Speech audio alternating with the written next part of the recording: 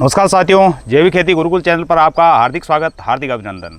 साथियों, आज हम बात करेंगे नौतपा के विषय में, क्योंकि हर किसान साथी जो है नौतपा के बारे में सुनता जरूर है, लेकिन उसे प्रॉपर जानकारी नहीं है कि नौतपा जो है वो एक्चुअल होता क्या है और किस प्रकार जो है हमारी फसलों को जो है वो प्रभावित करता है। साथियों, नौतपा जो है वो 9 दिनों की ऐसी समयावधि है जो ज्योतिष और मौसम विभाग के अनुसार जब सूर्यदेव जो है वो रोहिणी नक्षत्र में प्रवेश करते हैं तब सूर्य की जो है सीधी किरणें जो है वो जमीन पर पड़ती है, जो लगातार 9 दिन तक जारी रहता है। इसलिए इस समयावधि को जो है नौतपा कहते हैं, क्योंकि इस समय जो है भीषण गर्मी जो है हमें देखने को मिलती है। टेम्परेचर जो है 44, 45, 46 डिग्री के आसपास भी चला जाता है। तो ये जो नौतपा के 9 दिन है वो साल के सबसे भीषण गर्म दिन होते हैं। आमतौर पर जो है ये 25 मई से 2 जून के बीच में जो है इसकी समयावधि हमेशा रहती है, हर साल रहती है। और इन 9 दिनों में जो है उत्तर और मध्य भारत में जो है तापमान चरम पर रहता है और भयंकर लू जो है वो चलती रहती है। गर्म लू जो एकदम गर्म थपेड़ों से जो प्रभावित करती है फसलों को और इंसान को, वैसी लू जो है भयानक रूप अपना धारण करके चलती रहती है। अब बात करते हैं साथियों इसका फसल पर जो है वो तुरंत असर क्या होता है। इन दिनों जो है साथियों जमीन का टेम्परेचर इतना हाई हो जाता है कि जो हमारे जमीन में रहने वाले जो जितने भी सूक्ष्म जीव है, सूक्ष्म जगत जो पल रहा है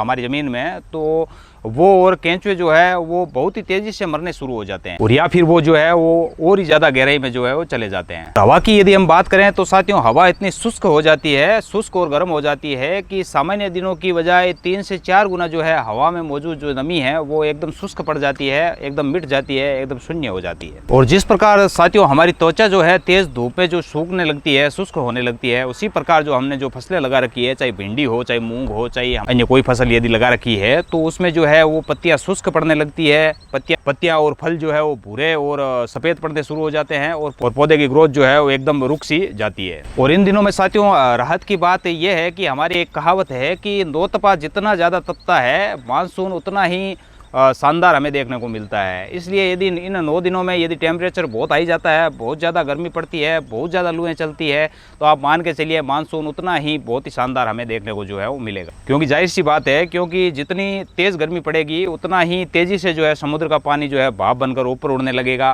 और वही जो है बादलों के रूप में आकर जो है मानसून के रूप में हमें प्राप्त होता है। इसलिए साथियों कहा जाता है कि ये जो गर्मी है वो हमारी फसलों की परीक्षा तो लेती है, लेकिन अच्छे मानसून का संकेत भी देती है। तो साथियों यदि हम फसलों के बचाव की यदि बात करें तो आपको ध्यान में रखना है कि इस समय जो है आप जितना हो सके मल्चिंग जो हम करते हैं जो पुआल से और किसी भी प्रकार की जो मल्चिंग हम रात दिन जो करते हैं अपनी फसलों में, तो मल्चिंग पर आपको फुल जोर देना है। क्योंकि मल्चिंग ही एक ऐसी चीज़ है जो हमारी जो फसलें हैं उनको डायरेक्ट धूप से जो है वो बचाने का काम जो है मल्चिंग ही कर पाती है। क्योंकि मल्चिंग जहाँ पर होगी तो पानी जो है वो वाष्पीकृत कम होगा, इससे जो है हमारी फसलों में नमी बनी रहेगी और नमी की उड़ने की संभावना जो है बहुत कम हो जाती है। इसलिए मल्चिंग पर हमें बहुत ज़्यादा फोकस करना है। और इसके साथ ही जो है जैविक फर्टिलाइज़र जितने भी हम बनाते हैं, जैसे जीवामृत है या हम जैव रसायन वगैरह है या कैसे भी आप यदि कोई ऑर्गेनिक मैन्योर का उपयोग करके यदि आप जैविक फर्टिलाइज़र बनाते हो तो आपको ज़रूर उनका लगातार उपयोग करते रहना है। इससे आपकी फसलों में जो है वो इस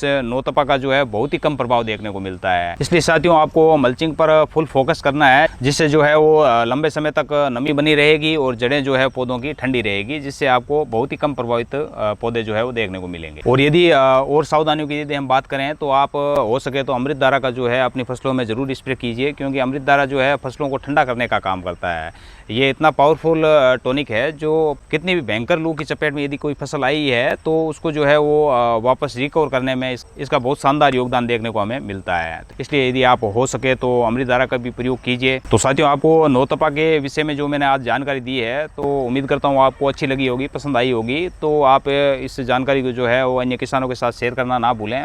और चैनल पर यदि आपका नया आना हुआ है तो आप चैनल को सब्सक्राइब करना ना भूलें। और फेसबुक पर यदि आप देख रहे हो तो फेसबुक चैनल को भी आप हमारा फॉलो करना ना भूलें। मिलते हैं अगले वीडियो में किसी नई जानकारी के साथ, तब तक के लिए नमस्कार, धन्यवाद।